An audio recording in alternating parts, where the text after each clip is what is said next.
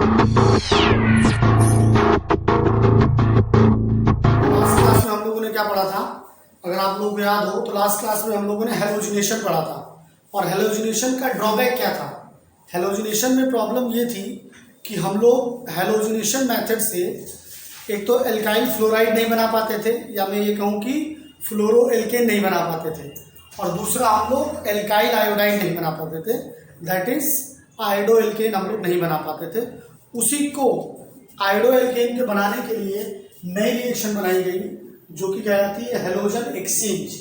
Halogen exchange, अगर आप लोगों को हेलोजन्स याद हो, हम लोगों ने हेलोजन्स पढ़ा था आगे। हेलोजन्स क्या होते हैं? एक्स को बोलते हैं हेलोजन, फ्लोरीन, क्लोरीन, ब्रोमीन और आयोडीन। हेलोजन्स बेसिकली किस ग्रुप के एलिमेंट होते हैं? हाइड्रोजन होते हैं ग्रुप 17 के एलिमेंट। किसके एलिमेंट होते हैं? ग्रुप 17 के। अब इस हेलोजन एक्सचेंज रिएक्शन में हम लोग फर्स्ट रिएक्शन पढ़ने वाले हैं, that is Finkel-Stein reaction. That is Finkel-Stein reaction. देखिए फिंकल-स्टीन रिएक्शन में क्या होता है कि अगर हम लोग एल्काइल हैलाइड की रिएक्शन, अगर हम लोग एल्काइल हैलाइड की रिएक्शन, इसकी आईयूपीएसी नेमिंग क्या होगी? Halo alkane. क्या होगी? Halo alkane. इसकी रिएक्शन अगर हम लोग सोडियम आयोडाइड से कराते हैं, किससे कराते हैं? Sodium iodide. सोडियम आयोडाइड से कराते हैं in presence of dry ether, नहीं ड्राई ईथर नहीं, ड्राई एसीटोन से कराते हैं। किससे कराते हैं? ड्राई एसीटोन से। तो देखिए क्या होगा, जो आई जो कि एक हेलोजन है, और एक्स यहाँ पर हम लोग क्या लेंगे?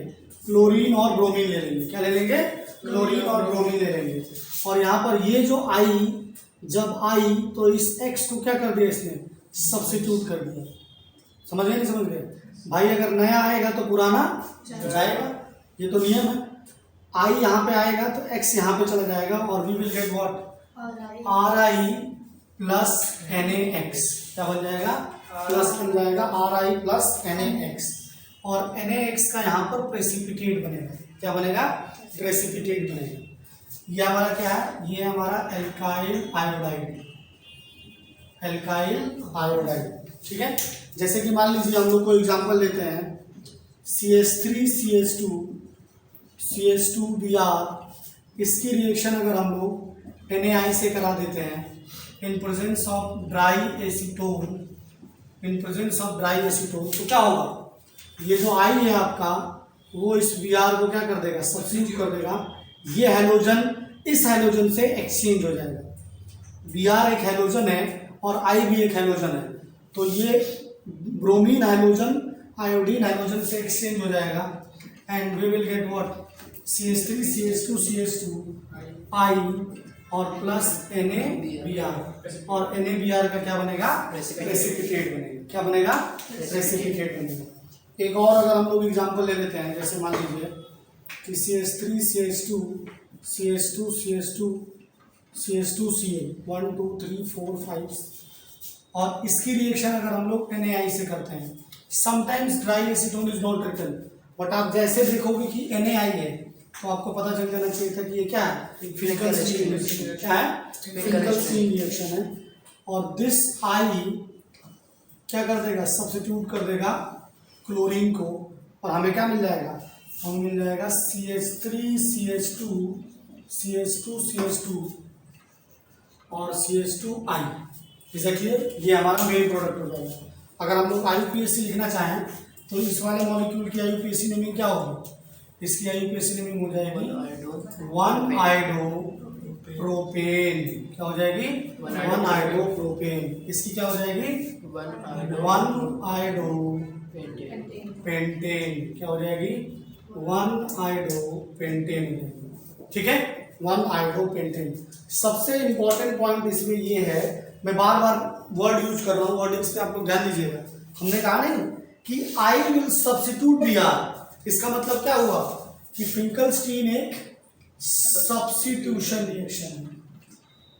सब्स्टिट्यूशन ही नहीं, न्यूक्लियोफिलिक सब्स्टिट्यूशन रिएक्शन का एग्जांपल है। न्यूक्लियोफिलिक सब्स्टिट्यूशन रिएक्शन का एग्जांपल है। यहाँ पर न्यूक्लियोफाइल क्या है इस रिएक्शन में? इस रिएक्शन में न्यूक्लियोफाइल जो है वो है आपका क्या, आई माइनस। वो क्या है आपका, आई माइनस। या न्यूक्लियोफाइल क्या है, आई माइनस। अभी हम लोग इसकी मैकेनिज्म पढ़ेंगे जब SN1 और SN2, तो वहां पर भी हम लोग इसे दोबारा डिस्कस करेंगे, ठीक है। और दूसरी बात समझिए, सबसे इंपॉर्टेंट पॉइंट ये है कि अगर आप ध्यान दें तो इसमें NaX का क्या हो रहा है, प्रेसिपिटेशन हो रहा है। NaX का क्या हो रहा है, प्रेसिपिटेशन हो रहा है। तो हम लोग क्या करेंगे, जैसे ही प्रेसिपिटेट बनेगा इस प्रेसिपिटेट को क्या कर देंगे, बाहर निकाल देंगे। प्रेसिपिटेट का क्या मतलब होता है, प्रेसिपिटेट का मतलब होता है कि वो नीचे जाके कंटेनर के नीचे बैठ जाएगा और उसे हम लोग क्या कर लेंगे, निकाल लेंगे। और जैसे ही निकाल लेंगे तो रिएक्शन क्या हो जाएगी, फॉरवर्ड शिफ्ट हो जाएगी according to Le Chatelier principle. According to Le Chatelier principle, Le Chatelier principle से क्या हो जाएगा, जो आपकी रिएक्शन होगी, क्योंकि ली चैटलियर प्रिंसिपल क्या कहता है कि इक्विलिब्रियम अपने ऊपर किए हुए चेंजेस को क्या करता है, अंडू करने की कोशिश करता है। तो जैसे ही इससे हम लोग क्या करेंगे, ये निकालेंगे तो प्रोडक्ट कम हो जाएंगे। प्रोडक्ट कम होंगे तो रिएक्शन क्या हो जाएगी, फॉरवर्ड हो जाएगी। और जब रिएक्शन फॉरवर्ड होगी तो RI जो होगा, RI का जो कंटेमिनेशन होगा, कंसंट्रेशन होगा या कहें इल्ड होगी, वो बढ़ जाएगी। यानी RI जो होगा बहुत अच्छे क्वांटिटी में मिलेगा। Is it clear? मतलब अभी तक बाकी जो मेथड्स में प्रॉब्लम हो रही थी, अल्काइल आयोडाइड बन ही नहीं रहा था, इसमें बहुत अच्छे कंटेंट के साथ बनेगा, इसमें बहुत अच्छे कंटेंट के साथ बनेगा। Is it clear? ठीक है। फॉरवर्ड रिएक्शन का मतलब ये है, फॉरवर्ड रिएक्शन का मतलब ये है, इक्विलिब्रियम में अभी हम लोग पढ़ेंगे कि जो ये रिएक्शन होगी ये रिवर्सिबल रिएक्शन है, ये आगे भी जा रही है और पीछे भी जा रही है, ये आगे भी जा रही है और पीछे भी जा रही है। तो जैसे ही आप इस चीज को निकालोगे तो इन्होंने कहा था कि इक्विलिब्रियम का मतलब होता है कि rate of formation of product और rate of formation of reactant दोनों बराबर हो जाते हैं। एक ऐसा टाइम आता है जहां पर फॉरवर्ड रिएक्शन और बैकवर्ड रिएक्शन की रेट सेम हो जाती है। अब यहाँ पर रेट सेम होने का मतलब क्या होता है, रेट ऑफ रिएक्शन का मतलब होता है concentration with respect to time. Rate term तभी आता है जब डिनोमिनेटर में टाइम है। Rate of change of velocity is called acceleration, rate of change of displacement is called velocity. इसी तरीके से rate of change of concentration का मतलब होता है केमिस्ट्री में क्वांटिटी। क्या होता है, क्वांटिटी, कि ये टाइम के साथ कितनी क्वांटिटी बन रही है। तो टाइम के साथ जितना प्रोडक्ट बन रहा है और रिएक्टेंट बन रहा है उसकी रेट सेम हो जाती है। कि ये मान लीजिए 2 किलो बन रहा है और ये 5 किलो बन रहा है, तो उसी रेट से बनता रहता है। अब तुमने जैसे ही इसे निकाल दिया तो इसको तुमने डिस्टर्ब कर दिया। अब डिस्टर्ब कर दिया तो जो इक्विलिब्रियम है वो इसे कवर करने की कोशिश करता है, तो कुछ देर तक फॉरवर्ड रिएक्शन जाएगी, आगे चलती रहेगी जब तक कि फिर से रेट सेम नहीं हो जाए। जितना पहले बन रहा था उतना बाद में बन जाए। ऐसा ली चैटलियर प्रिंसिपल ने बताया। हम तो जरिया हैं, हम समझा रहे हैं लेकिन बताया इसे इंसान ने था। Is it clear? क्रेडिट किसको जाना चाहिए? ठीक है। हैलोजन एक्सचेंज में जो हम लोग को नेक्स्ट रिएक्शन पढ़नी है, जो आजकल आप लोग मजे ले रहे हैं एसी का, देखा होगा कि आप लोग ऑल्टो में भी एसी लगी हुई है आजकल, तो मतलब हद हो गई है, नैनो में भी एसी चला रहे हैं और घर में जो है 5-6 एसी लगी हुई हैं। और क्या बोलते हैं, उसके बाद जो है क्या होता है, गाड़ी में भी एसी चला रहे हैं और उसके बाद फिर व्हाट्सएप पे स्टेटस लगाते हैं इन्वायरमेंट के लिए, इन्वायरमेंट बचाओ। तो ये जो एसी और रेफ्रिजरेटर को बनाने के लिए जो जरूरी होता है क्या, CFC, वो बनाया किसने, स्वार्ट्ज ने। वो किसने बनाया, स्वार्ट्ज ने। तो नेक्स्ट रिएक्शन जो हम लोग को पढ़नी है वो स्वार्ट्ज रिएक्शन पढ़नी है, ठीक है। ओजोन लेयर डिप्लेशन के लिए भी क्लोरोफ्लोरोकार्बन ही रिस्पॉन्सिबल है और क्लोरोफ्लोरोकार्बन के लिए ये इंसान रिस्पॉन्सिबल है, ठीक है। ये भी रिएक्शन हैलोजन एक्सचेंज में ही आती है कि अगर आप एल्काइल हैलाइड की रिएक्शन करा देते हो मेटेलिक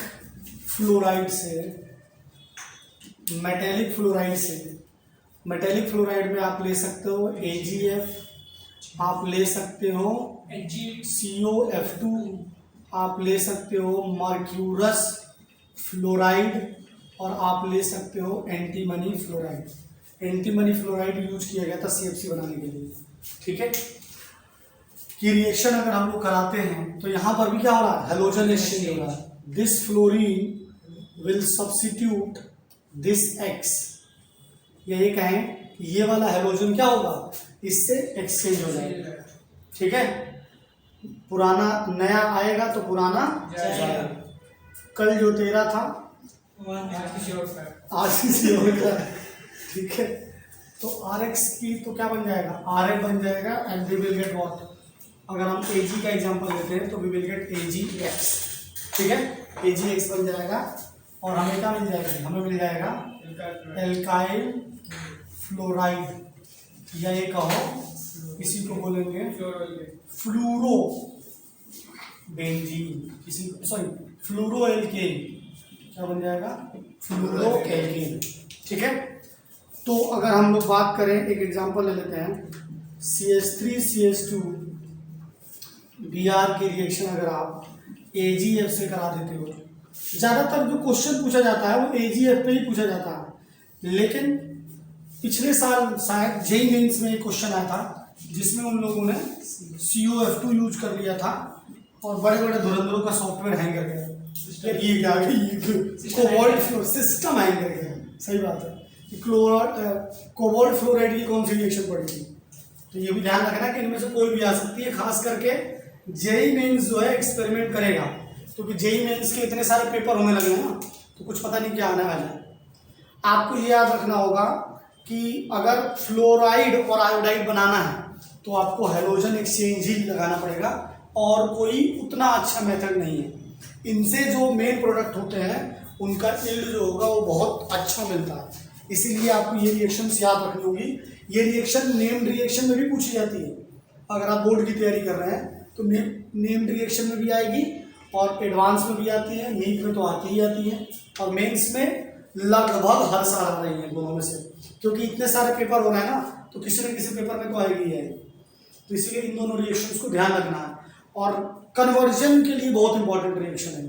अगर आपसे कहा जाता है कि प्रोपीन से, रुकिएगा, अगर आपको ऑर्गेनिक केमिस्ट्री अच्छे से समझनी है तो आपको कन्वर्जन करना चाहिए। कई बार जो कॉम्पिटिटिव एग्जाम्स के बच्चे होते हैं वो कहते हैं कन्वर्जन क्यों करें सर, हमारे पेपर में तो आते नहीं। ऐसा नहीं होता, हर चीज़ जो है पेपर के हिसाब से नहीं, पेपर की तैयारी के लिए कन्वर्जन इंपॉर्टेंट है, क्योंकि जब आप कन्वर्जन्स करोगे ढेर सारे तो आपको रिएक्शंस अपने आप दिमाग में बैठ जाएंगे, और जब रिएक्शन बैठ जाएंगी तो फिर ऑर्गेनिक केमिस्ट्री कुछ नहीं है। Organic chemistry just like mathematics, पूरे नंबर आएंगे तो नहीं आएंगे, लग जाएगी। तो इसीलिए रिएक्शन याद करने के तरीके, सबसे ज़्यादा कॉम्प्रिहेंशंस करो। जो लोग नीट की तैयारी कर रहे हैं वो लोग भी जो हल्के कॉम्प्रिहेंशंस थे, क्योंकि आजकल तो बोर्ड में भी केस स्टडी फॉर्म में आने लगे हैं, उनके कॉम्प्रिहेंशन करो तो उससे और ज़्यादा स्किल डेवलप होगा। और जितनी ज़्यादा बार करोगे कॉम्प्रिहेंशन, जब स्टोरी वाइज करोगे चीज़ों को तो अपने आप कनेक्ट होने लगेंगी चीज़ें। या JEE मेंस के आप पुराने क्वेश्चंस करो, JEE एडवांस के, जब JEE एडवांस नहीं था, केवल JEE था, उस समय जो कॉम्प्रिहेंशंस आते थे वो उतने भारी नहीं थे, तो वो नीट में रिपीट हो सकते हैं, भले चाहे वो छोटे छोटे क्वेश्चंस के फॉर्म में आ जाए। और मेंस में तो समझिए रिपीटिशन हो ही रहा है, केवल डिजिट्स बदल जाती है, रिएक्शंस का फॉर्मेट बदल जाता है। तो अगर आप पिछले कई सालों के पेपर्स को ही लगा लेते हैं कई बार, इट्स नॉट अबाउट कि आप कितने बुक लगा रहे हैं, इट्स अबाउट कि एक ही बुक को कितनी बार लगा रहे हैं, वो ज़्यादा जरूरी है।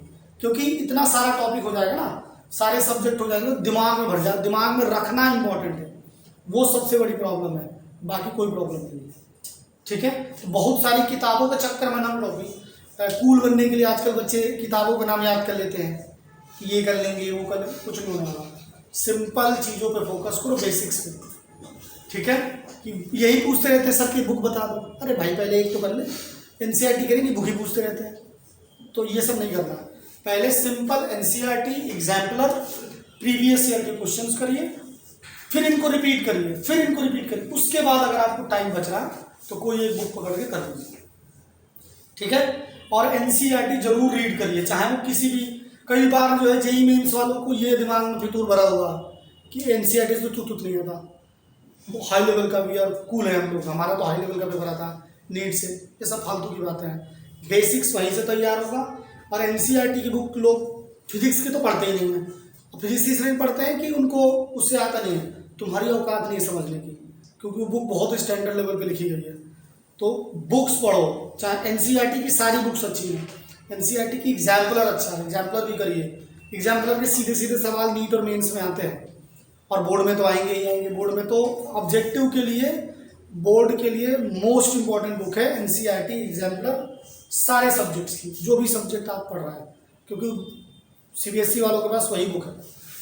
कन्वर्जन अगर मैं लेता हूं, जैसे कि मान लीजिए कि प्रोपीन से हम लोगों को अगर 1 आयोडो प्रोपेन बनाना है, प्रोपीन से अगर हमें 1 आयोडो प्रोपेन बनाना है, तो वो कैसे बनेगा? तो आपको सबसे पहले क्या करना पड़ेगा, बताइए भाई। CH3 CH double bond CH2। अब देखो सीधे सीधे बाहर के साइड यहां पर आई नहीं लग सकता, क्योंकि anti Markovnikov rule, peroxide effect जो था वो आई से नहीं दिखता था, ये आपको याद होना चाहिए। तो आपको सबसे पहले इसमें क्या करना पड़ेगा, HBr ऐड करना पड़ेगा पेरोक्साइड की प्रेजेंस में, HBr ऐड करना पड़ेगा पेरोक्साइड की प्रेजेंस में। ये क्वेश्चन आ चुका है नीट में, आप देखिएगा किसी न किसी फॉर्म में आया होगा। तो जब पेरोक्साइड इफेक्ट होगा तो कौन सा रूल लग जाएगा, anti Markovnikov rule, anti Markovnikov rule लगेगा। और जो आपका Br माइनस है वो ज्यादा हाइड्रोजन वाले कार्बन के पास जाएगा और H प्लस कम वाले के पास जाएगा। तो हमें क्या मिल जाएगा, हमें मिल जाएगा CH3 CH2 Br, ये मिल जाएगा। और उसके बाद हम लोग इसकी किससे रिएक्शन करा देंगे, NaI से करा देंगे, फिंकल-स्टीन रिएक्शन करा देंगे। कौन सी रिएक्शन करा देंगे, फिंकल-स्टीन रिएक्शन करा देंगे in presence of dry acid. जब आप प्रैक्टिस करें तो एक एक रिएजेंट को लिखें, वहां नेता मत बनो, लेकिन पेपर में दिमाग मत लगाना कि अगर रिएजेंट यहाँ पे नहीं लिखा हुआ है तो तुम कहो क्वेश्चन गलत है। नहीं, अगर आपको पता है कि NaI आया है तो ये Br जो होगा वो I से क्या हो जाएगा, सब्स्टिट्यूट हो जाएगा। क्या हो जाएगा, सब्स्टिट्यूट हो जाएगा या एक्सचेंज हो जाएगा। क्या हो जाएगा, और ये हमारी बन गई क्या, 1 आयोडो प्रोपेन। यही एक इकलौता मेथड है जिससे ये बन सकता है। आपको इसी रूट से जाना पड़ेगा, कैसे भी करके फिंकल-स्टीन को लेकर आना ही पड़ेगा, जो आपके सिलेबस में रिएक्शन है। इज दैट क्लियर, नोट करो। यहाँ पर अगर आप ध्यान दें तो Br नहीं आएगा, क्या आएगा, F आएगा। यहाँ पर देखिए फ्लोरीन जब सब्स्टिट्यूट करेगा Br को तो यहाँ क्या आ जाएगा, F आ जाएगा। ठीक है, देखिए जरा कुछ और क्वेश्चन देखते हैं, जैसे कि जेईई मेंस वाला ही क्वेश्चन ले लेते हैं। मान लीजिए जेईई मेंस में जो क्वेश्चन आया था, जहां तक हमें याद है कुछ ऐसा आया था, मिलता जुलता ही था, कि अगर हम लोग इसकी रिएक्शन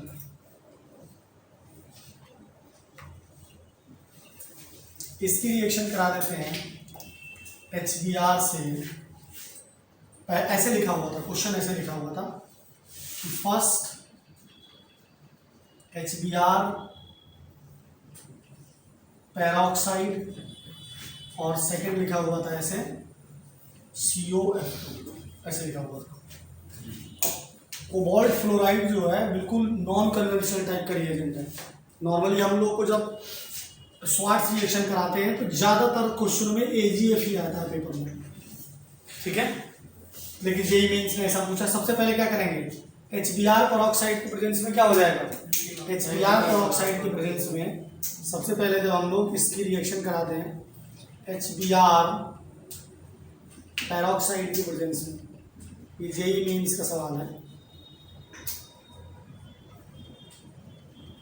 पेरोक्साइड, तो क्या हो जाएगा, देखिए जहाँ जहाँ कॉर्नर है, लाइन स्ट्रक्चर अगर आपको याद हो तो जहाँ जहाँ कॉर्नर है वहाँ वहाँ क्या है, कार्बन है। तो यहाँ पर अगर कार्बन देखोगे और यहाँ पर कार्बन, अब वैलेंसी कंप्लीट करने के लिए 1 2 3 4 एक हाइड्रोजन है, 1 2 3 2 हाइड्रोजन। तो जो Br माइनस होगा वो उस कार्बन से जुड़ेगा जिसके पास ज़्यादा हाइड्रोजन है, और H प्लस उसके पास जुड़ेगा जिसके पास कम हाइड्रोजन है। तो यहाँ पर एक और हाइड्रोजन लग गया, तो यहाँ बन गया आपका CH2, नॉर्मल लिख लेते हैं CH2 और यहाँ पर आके क्या जुड़ गया, CH2Br, क्या जुड़ गया, CH2Br। और जब हम लोग इसकी रिएक्शन कराएंगे COF2 से, तो ये फ्लोरीन जो है इस Br को क्या कर देगा, सब्स्टिट्यूट कर देगा। ये जो फ्लोरीन है ये इस Br को सब्स्टिट्यूट कर देगा। देखिए कैसे बन जाएगा, CH2CH2CH2F। तो जो आंसर था वो ये था। ठीक है, अगर मैं इसकी IUPAC नेमिंग आपसे पूछता हूँ तो कैसे करेंगे, जो लॉन्गेस्ट चेन होगी वो ये होगी और नंबरिंग चालू होगी यहाँ से 1 2 3, और जब बेंजीन साइड चेन में जाएगी या सब्स्टिट्यूटेंट ग्रुप में जाएगी, साइड चेन या सब्स्टिट्यूटेंट में, तो इसकी नेमिंग में क्या लिखा जाता है, फिनाइल लिखा जाता है। क्या लिखा जाता है, फिनाइल। लेकिन फ्लोरो पहले आता है, तो लिखेंगे 1 फ्लोरो 3 फिनाइल, और मेन चेन में कितने कार्बन है, 3 कार्बन है, तो आ जाएगा प्रोपेन। क्या आ जाएगा, प्रोपेन। इसी तरीके से आप कन्वर्जन में ये भी कर सकते, कन्वर्जन में आपसे ये भी पूछा जा सकता है कि प्रोपीन टू 1 फ्लोरो प्रोपेन बनाओ, प्रोपीन टू 1 फ्लोरो प्रोपेन बनाओ। तो जब आपको 1 फ्लोरो प्रोपेन बनाना, जैसे प्रोपीन लिख लीजिए CH3CH डबल बॉन्ड CH2, इसकी सबसे पहले फिर से HBr पेरोक्साइड से कराओगे, HBr पेरोक्साइड से रिएक्शन होगी, और एंटी मार्कोनी का फूल में Br जो होगा वो ज़्यादा वाले से जाकर जुड़ जाएगा, बाहर के साइड जुड़ेगा। मैकेनिज्म हम लोग कर चुके हैं ऑलरेडी। और फिर इसकी रिएक्शन करा देंगे किससे, AgF से, that is Swarts reaction, and we will get what, 1 fluoropropane. हमें क्या मिल जाएगा, 1 फ्लोरोप्रोपेन मिल जाएगा। बोर्ड में ये कन्वर्जन बहुत पूछे जाते हैं, नीट में भी आ सकता है ABCD करके कि A फिर B, what is B, what is A। ठीक है, अब तक जो मेथड्स थे हम लोग, उसमें हम लोग क्या बना रहे थे, उसमें हम लोग बना रहे थे हेलो एल्केन्स। अब हम लोगों को जो प्रिपरेशन करना है वो किसका करना है, हेलो एरीन्स का करना है, that is aryl halides, that is aryl halides. तो नेक्स्ट है आपका preparation of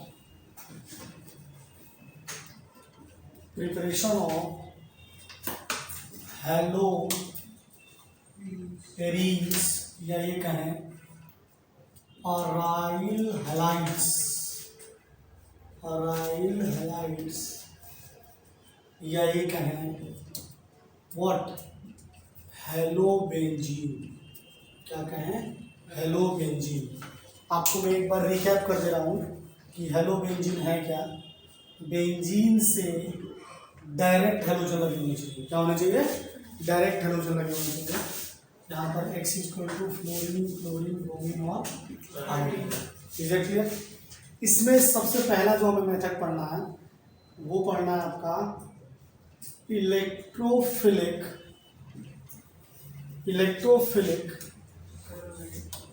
aromatic substitution, that is EAS, electrophilic aromatic substitution reaction. ये कई बार आएगी, हर चैप्टर में 2-2 बार पढ़ना पड़ेगा आपको। ठीक है, जहाँ कहीं भी बेंजीन से रिलेटेड कंपाउंड की बात होगी, समझे ध्यान से। अगर मैं बात करता हूँ कि अगर हम बेंजीन की रिएक्शन, ये हमारी बेंजीन की रिएक्शन करा देते हैं हम लोग किससे, X2 से, इन प्रेजेंस ऑफ AlCl3 ले सकते हो आप, FeBr3 ले सकते हो, FeBr3 ले सकते हो आप, इवन BF3 ले सकते हो आप, इवन सिंपल Fe डार्क ले सकते हो। और ये सब क्या हैं, ये सब के सब लुईस एसिड हैं। ये सब के सब क्या हैं, लुईस एसिड। क्या है, लुईस एसिड। क्या होगा, यहाँ पर जो इलेक्ट्रोफाइल आएगा वो आएगा आपका क्या, X+। इलेक्ट्रोफाइल क्या होगा, X+। और ये X+ क्या होगा, बेंजीन के किसी एक हाइड्रोजन को क्या कर देगा, सब्स्टिट्यूट कर देगा। क्या कर देगा, ये हाइड्रोजन, यहाँ से हाइड्रोजन हटेगा और X आकर दे जाएगा। यहाँ पर सब्स्टिट्यूशन हो रहा, ये याद रखिएगा, अभी मैकेनिज्म हम बताएंगे कैसे होगा। यहाँ पर जाकर X जुड़ जाएगा and we will get halobenzene. We will get what? Halobenzene. अगर मान लीजिए कि हम लोग इसमें एग्जांपल ले लें कि अगर आप बेंजीन की रिएक्शन, सबसे इंपॉर्टेंट बात ये है कि ये एक सब्स्टिट्यूशन रिएक्शन है, ये याद रखिएगा हमेशा।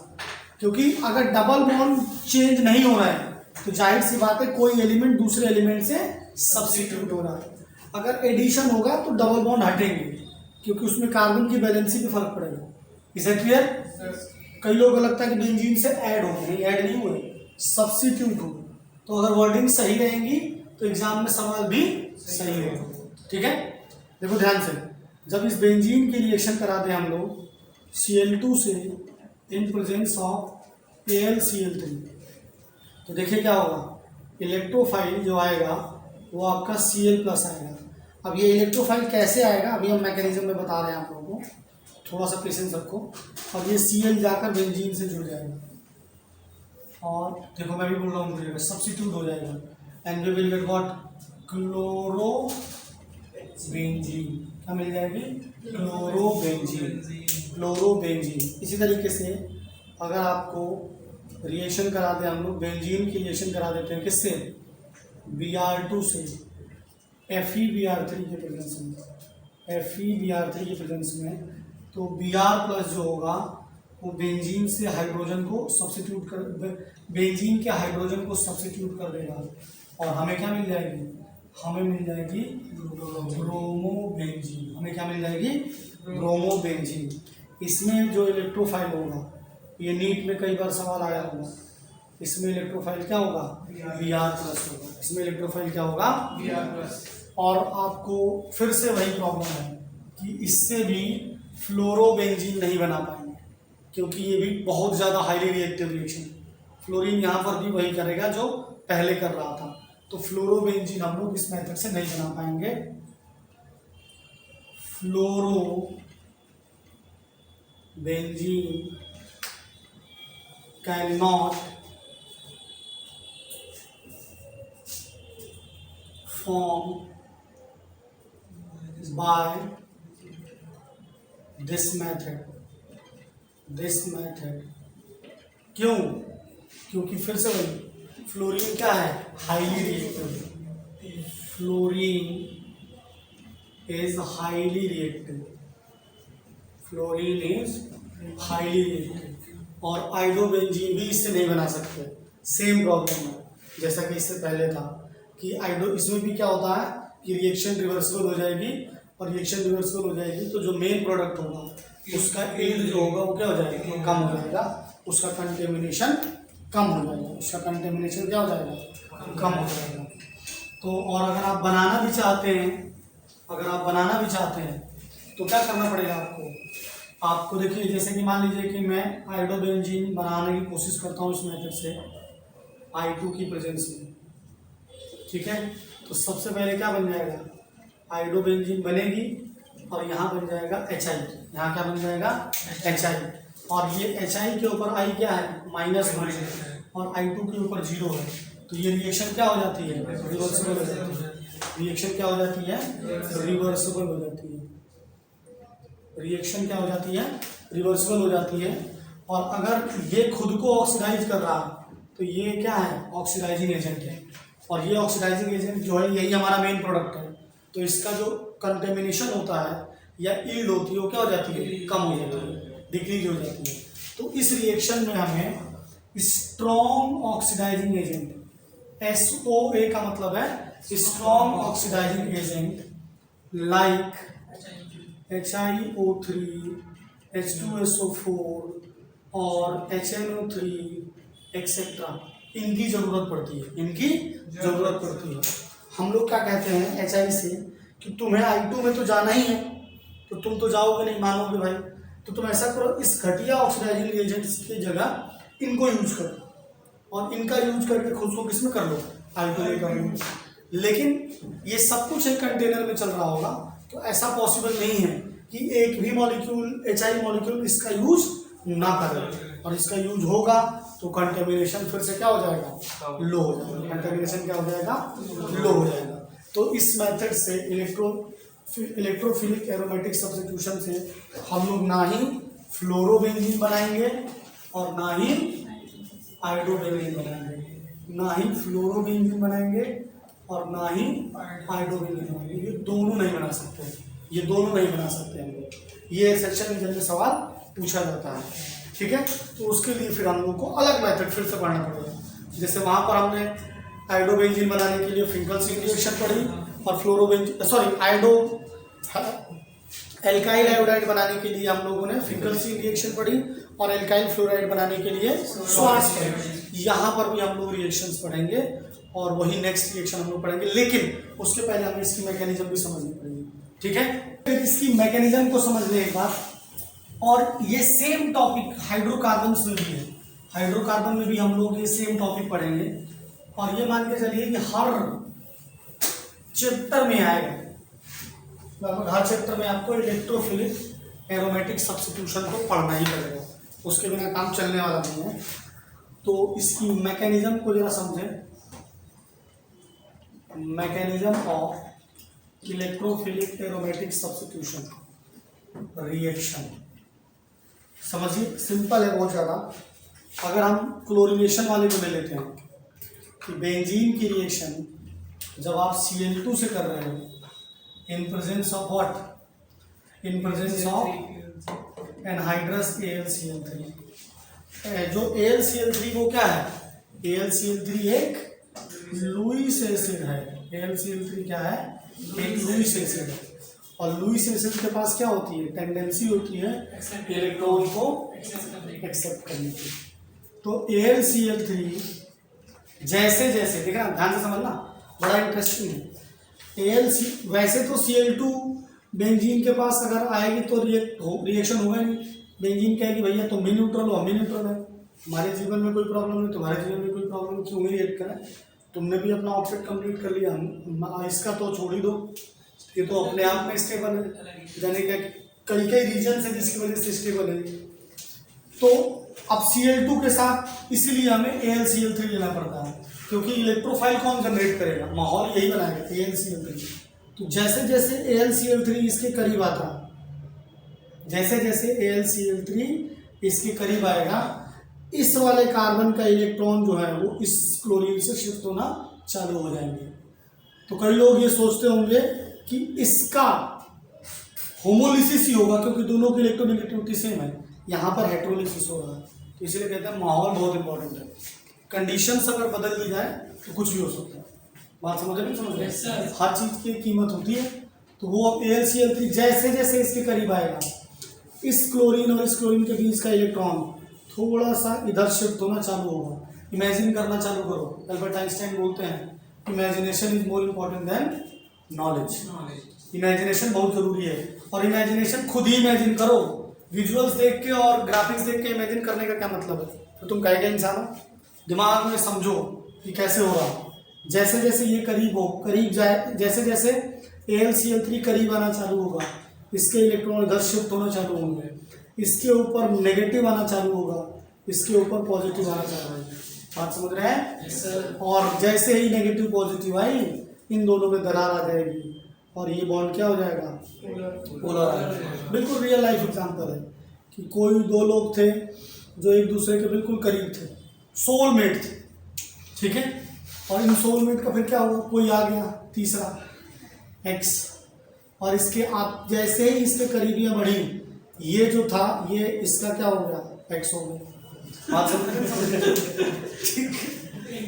तो वही है, बात बदल जाती है, जज्बात बदल जाते हैं, कंडीशन जैसे बदलती है। ये लोग कितना स्टेबल थे। अब होगा क्या, ध्यान से समझो कि जो क्लोरीन है वो AlCl3, जो AlCl3 है वो क्लोरीन को यहाँ से Cl- के फॉर्म में क्या कर लेगा, एक्सेप्ट कर लेगा, Cl- के फॉर्म में एक्सेप्ट कर लेगा, क्योंकि AlCl3 का ऑक्टेट इनकम्प्लीट है यहाँ से। तो यहाँ क्या बच जाएगा, इसमें चले गए इलेक्ट्रॉन चले गए, तो we will get what, we will get Cl+ and this Cl+ will act like a electrophile। और AlCl4 बन जाएगा। क्या बन जाएगा? AlCl4 minus, AlCl4 minus. तो ध्यान दे, समझ रहे कब जो वो है वो X बन जाए पता नहीं चलता था, आप X बन जाए, सॉरी। समझ रहे हो ना, ध्यान दो। बेंजीन की रिएक्शन अगर हम लोग अब क्या होगा कि अब ये बेंजीन रिएक्ट होने के लिए तैयार हो जाएगा। देखो कैसे, अब बेचारा क्लोरीन उसको धोखा मिल गया, छोड़ के चला गया, उसका खुद का क्लोरीन ही छोड़ के चला गया। तो प्लस चार्ज का मतलब ऑर्गेनिक केमिस्ट्री में क्या है? दर्द, दुख और पेन, क्योंकि पीड़ा है ये। तो बेचारे का ऑक्टेट बड़ी मुश्किल से कंप्लीट हुआ था, वो ऑक्टेट इनकम्प्लीट हो गया। अब इस दर्द को बेंजीन सहेगी और कहेगी ऐसा करो, मैं अपने पाई इलेक्ट्रॉन तुम्हें दे दे रही हूँ। और जैसे ही पाई इलेक्ट्रॉन दिए बेंजीन देगी, क्या होगा देखो ध्यान से, इस वाले कार्बन या इस वाले कार्बन पे Cl जाके जुड़ जाएगा।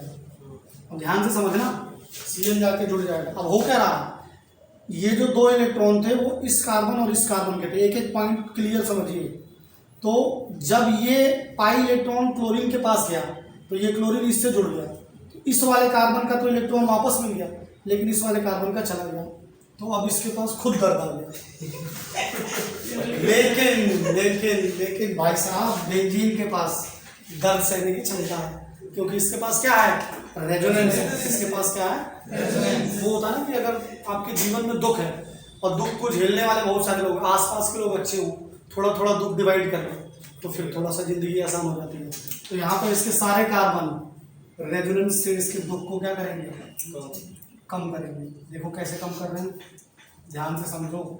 अपने दुख में मत चले जाना कि हमारा दुख तो कम हो ही नहीं रहा, वो वाला नहीं चलता है। ये दुख का ही नहीं कम होता है। विकी कौशल वाला, अब तो विकी कौशल का भी दुख दूर हो गया। ठीक है, ये आ गया। फिर देखो ये इधर आ जाएगा, ये इधर आएगा। तो ध्यान से समझिएगा, ये Cl रेजोनेंस का साइन आप लगा दीजिएगा बीच में। तो यहाँ पर बॉन्ड बन गया। अब देखो हर कार्बन जो है दुखों को क्या कर रहा है? कम कर रहा है, शिफ्ट कर रहा है। ठीक है, अब इसके ध्यान से समझो। तो ये प्लस चार्ज क्या हो रहा है? शिफ्ट होता जा रहा है। तो इसका हाइब्रिड क्वेश्चन पूछा जाता है कि हाइब्रिड क्या बनेगा। तो इफ दिस इज Cl, तो आप ध्यान से समझिएगा कि जो डबल बॉन्ड है वो ऐसे घूम रहा है, लाइक दिस। डबल बॉन्ड ऐसे घूम रहा है और पॉजिटिव चार्ज यहाँ से लेकर यहाँ तक घूम रहा है। This is positive charge. ये आपका क्या हो जाएगा? हाइब्रिड स्ट्रक्चर हो जाएगा। क्या हो जाएगा? हाइब्रिड स्ट्रक्चर हो जाएगा। तो आपके जीवन में ऐसे लोग होने चाहिए जो जो आपके दुख को जो है थोड़ा कम करें। ऐसा नहीं कि और परेशान कर दें कि कोई छोड़ के आपको गया, वो पहले से कह रहा मुझे तो पहले पता था कि तेरा यही हाल होने वाला है, और डिप्रेशन में चला जाएगा आदमी। थर्ड में आ जाओ। थर्ड स्टेप में क्या होगा? थर्ड स्टेप में ध्यान देना है आपको, और ये वाली बात आपको बहुत अच्छे से समझनी होगी, क्योंकि ज़्यादातर लोगों को यही बात नहीं समझ में आती। मैं पहले वाले ही मॉलिक्यूल पे चला जाता हूँ, इस वाले पे। दिस इज Cl एंड यहाँ पर डबल बॉन्ड था और यहाँ पर डबल बॉन्ड था और यहाँ प्लस चार्ज था।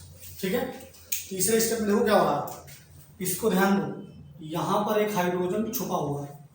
ठीक है, ये हाइड्रोजन बेंजीन को अपने इलेक्ट्रॉन देने के लिए तैयार हो जाता है, इस शर्त पे कि AlCl4 माइनस अपना क्लोरीन माइनस इसे दे दे हाइड्रोजन को। ठीक है, तो देखिए जैसे ही ये इलेक्ट्रॉन इधर शिफ्ट होंगे हाइड्रोजन वाले, हमें क्या मिल जाएगा?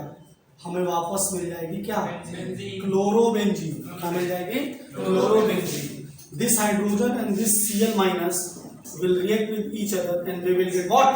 HCl। क्या मिल जाएगा? HCl। और बेचारा कैटलिस्ट AlCl के पहले भी अकेला था, रिएक्शन को करवा दिया इसने। ठीक है, रेट ऑफ द रिएक्शन को बढ़ा दिया। याद रखिएगा हमेशा, यार एक मैं यहाँ पॉइंट मेंशन कर रहा हूँ, कैटलिस्ट कभी भी नॉन स्पॉन्टेनियस रिएक्शन को स्पॉन्टेनियस नहीं करते हैं। जो रिएक्शन हो रही है उसी को आगे लेके जाएंगे। It's just like a teacher, भाई उसको ही आगे ले जाया जा सकता है जिसके अंदर भूख हो आगे बढ़ने की। अब ये नहीं कि वो आगे नहीं बढ़ना चाहता, वो कहीं और ही आगे बढ़ना चाह रहा है, कहीं और ही उसका मन लगा हुआ है, MBBS और इंजीनियरिंग में नहीं लगा हुआ है, तो उसका कुछ नहीं हो सकता। लेकिन हाँ, कोशिश तो वही यहाँ पे काम है। जो AlCl3 कैटलिस्ट हैं वो रेट ऑफ द रिएक्शंस को बढ़ा देते हैं, यील्ड को बढ़ा देते हैं। बात समझ में आई? दूसरे रास्ते से लेके चले जाते हैं डिस्प्लेसमेंट, क्योंकि एक्टिवेशन एनर्जी को घटाते हैं। इसको केमिकल काइनेटिक्स से वो करो, जोड़ो। बात समझ में आ रही है? तो अपने जीवन में कैटलिस्ट लाओ, ठीक है। और कैटलिस्ट जो है कोई भी हो सकता है आपका, ठीक है। तो लाइफ में कैटलिस्ट होना बहुत ज़रूरी है। और आपको जो है हमेशा सबसे ज़्यादा मोटिवेशनल लाइन पता है क्या है? Be like a convex lens, be like a convex lens, always focus on focus, always focus on focus. ज़्यादातर कंडीशन में कॉन्वेक्स लेंस फोकस पे फोकस करता है। ज़्यादातर की बात कर रहा हूँ। अब ये नहीं कि तुम कोई कंडीशन ले आओ फिर तो गलत बात होगी, ये नहीं। मतलब ज़्यादातर कंडीशन में कॉन्वेक्स लेंस कहाँ पे है? फोकस पे ही फोकस करता है। तो अपना एक फोकस बना लो। बहुत सारे फोकस तुम्हारे चल रहे हैं तो वो फिर वो डिसलोकेट हो जाएगा, ठीक है। आगे देखो हम लोग का पढ़ने वाले हैं, आगे हम लोग पढ़ने वाले हैं कि इस रिएक्शन में हमें क्या प्रॉब्लम थी। इस रिएक्शन में हमारी प्रॉब्लम सबसे बड़ी ये थी कि हम लोग फ्लोरोबेंजीन और आयोडोबेंजीन फिर से नहीं बना पा रहे हैं। फ्लोरोबेंजीन और आयोडोबेंजीन फिर से नहीं बना पा रहे हैं। पहले ये तो यहाँ पे प्रोडक्ट तो लिखना हम लोग, तो ये बन जाएगा आपका Cl+, सॉरी क्लोरोबेंजीन। और एक चीज़ और याद रखिएगा, ये इलेक्ट्रोफाइल पूछा जाता है। तो इलेक्ट्रोफाइल क्या है? Cl+। इलेक्ट्रोफाइल क्या है? Cl+। ये भी कई बार पूछा गया है नीट में, इसका भी ध्यान रखिएगा, इसका भी ध्यान रखिएगा। तो इस मेथड से हम लोग फ्लोरोबेंजीन नहीं बना पा रहे हैं, आयोडोबेंजीन नहीं बना पा रहे हैं। तो उसके लिए फिर से कोई मसीहा आएगा जो ये करके दिखाएगा, जो कि हम लोग नेक्स्ट क्लास में डिस्कस करेंगे। ऑर्गेनिक केमिस्ट्री का एक बहुत इंपॉर्टेंट कंपाउंड डिस्कस करने वाले हैं, और that is diazonium salt, benzene diazonium salt. Benzene diazonium salt is just like a Grignard reagent, almost. Reagents में ग्रिग्नार्ड रिएजेंट तो भगवान है, अलग बात है कि वो कुछ भी कर लेता है, लेकिन ग्रिग्नार्ड डाइजोनियम सॉल्ट का भी काफ़ी इंपॉर्टेंट रोल है ऑर्गेनिक केमिस्ट्री में, ठीक है। तो आज के लिए इतना ही है। गुड नाइट, शुभ रात्रि, जय हिंद।